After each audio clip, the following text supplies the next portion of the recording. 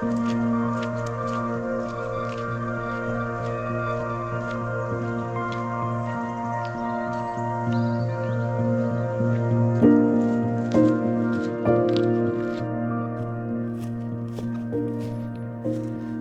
morning everyone, and let me start this video by asking you a question. What is the longest focal length that you use for landscape photography? Typically when I'm out myself, it's most often, if I was speaking in full frame terms, around 200mm, and that seems to serve me well. I always carry a lens of that focal length with me when I'm out doing landscape photography. But something that I really enjoy is going out trying to shoot landscape images using a super telephoto lens. And that's the only lens I've got with me today for my Fuji X-T4. So I've got my XF100-400mm lens. So I'll talk a little bit more about how I like to use that lens for landscape photography. And at the moment I'm climbing up a hill. My hope is to get eventually above the tree line to open up some nice scenery all around me and hopefully pick out some compositions using the super telephoto lens. But let me know in the comments section below the longest focal length that you use for landscape photography. It would be interesting to hear what everyone's preferences are. But for now I've got quite a steep climb ahead of me, so I'm going to get going.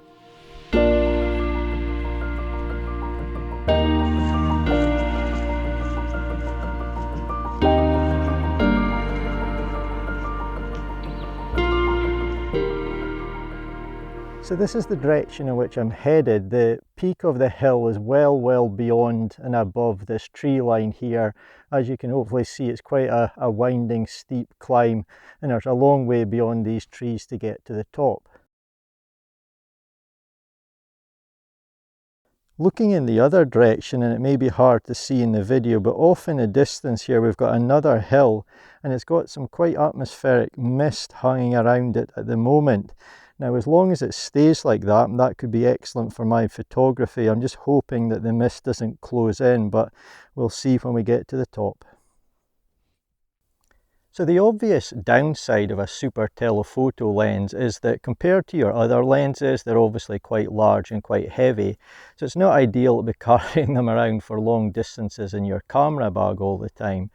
But they do offer a number of tremendous benefits, and in terms of landscape photography, you can end up getting quite unique shots with them. So I like to use mine in a number of ways. Often if I'm driving around in a car and there's nice scenery all around me and I can stop somewhere safely, I'll use the super telephoto to pick out things in the distance, which makes for an interesting photograph.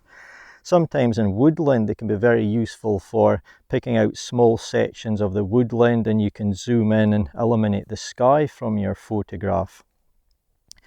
Other things that I like to do is if I'm perhaps up a hill or a mountain and I'm quite familiar with it and I know it won't work with perhaps a wide angle lens or all the way up to a normal telephoto lens, I'll take the super telephoto, and in the 360-degree views all around me, I'm bound to be able to pick out a few shots which work really well with the super telephoto that I couldn't otherwise get. So that's just a few ideas of how I like to use my lens, but for now I'm going to keep heading up this hill, and hopefully in the nice views that's all around me, I'll be able to pick out a few interesting shots.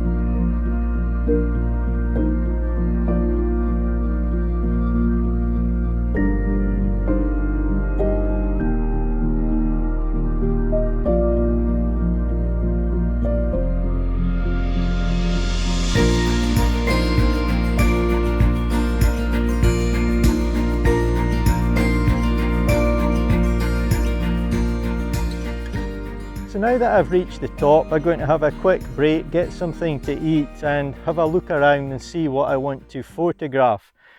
There's some fantastic light in the sky over in this direction. The sun is going to be moving across there as it gets nearer sunset.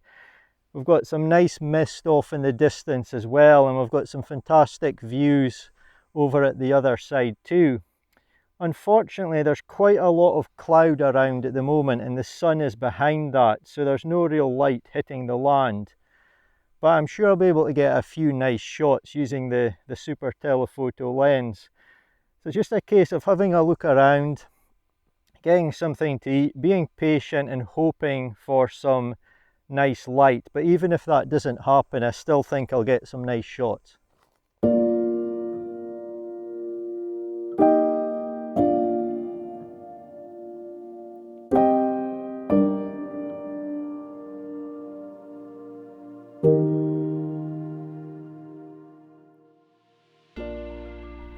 So I've had some refreshments, I've had a quick look around, and as I suspected, I think there are quite a few compositions here. But it's not going to be that easy. I've got a couple of hours left until sunset, which sounds like quite a lot. But at this time of year, as we get out of autumn and into winter, the sun can drop quite quickly at the end of the day. So the light is changing all the time. There's various pockets of interesting mist which are coming and going and moving. So I really need to keep my eyes open, be looking all around me and just be working quite efficiently to grab these compositions as they appear. So the first shot I'm going to take today is the one behind me here. And there's no real interesting light on the land in this scene, but there's a little bit of interest in the sky off to the right and just behind this hill off in the distance. So that hill caught my eye. I like the look of the sky to its right, and also some of just the surrounding terrain, the trees, and then there's also a big clearing in the trees. So I think this is quite a nice image. It's quite well balanced. No real interesting light on the land as such, but I think it works quite well. There's some pockets of mist moving around off in that direction as well.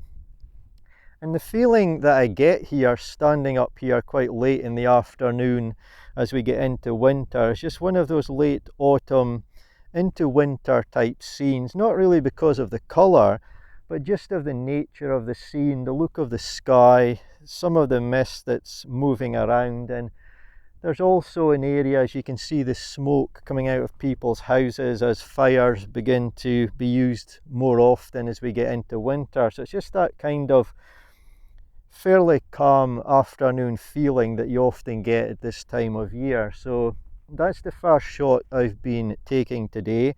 I now need to work quite smartly and quickly, look around and try and get a few more compositions. So I'll show you what else I get today.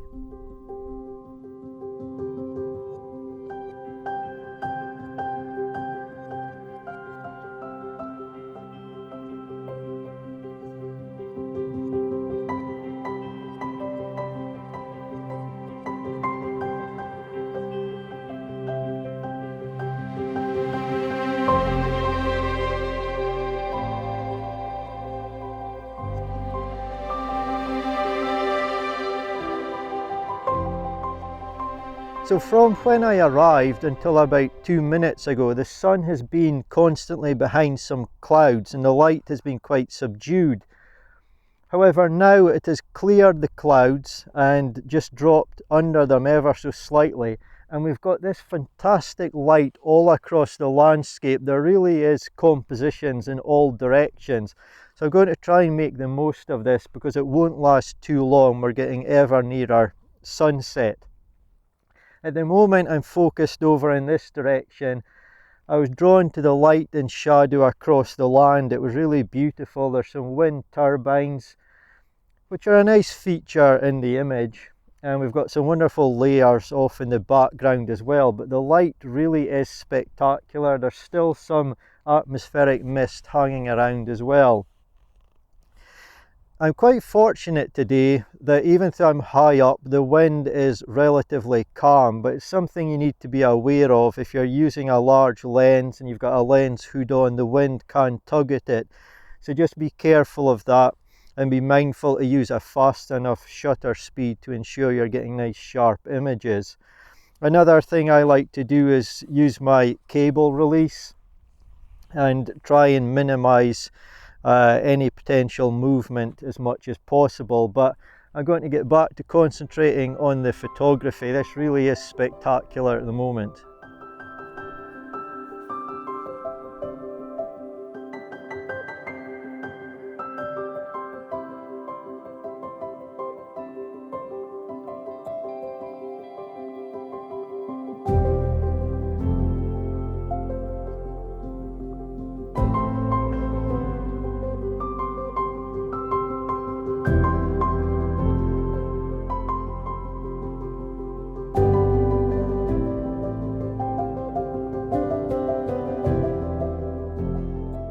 As I suspected, that period of amazing golden light didn't last very long at all. It was a very, very brief period, so I didn't get as many shots as I would have liked, but I did get a few, so I'll show you these at the end of this video.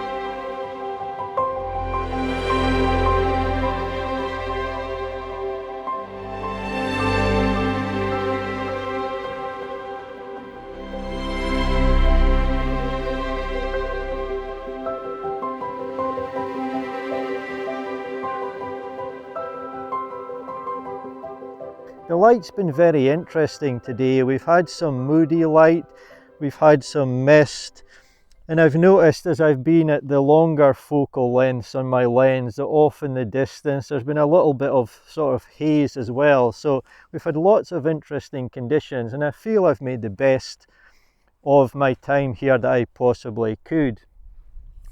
But the sun is now dipping. It's not too far above the hills, it's behind some clouds. So I know the best of the light has passed, even though it looks quite nice looking over in that direction. I'm more than happy with the images that I've got today. So as always, thank you so much for watching. I really do appreciate it, and hopefully I'll see you in my next video.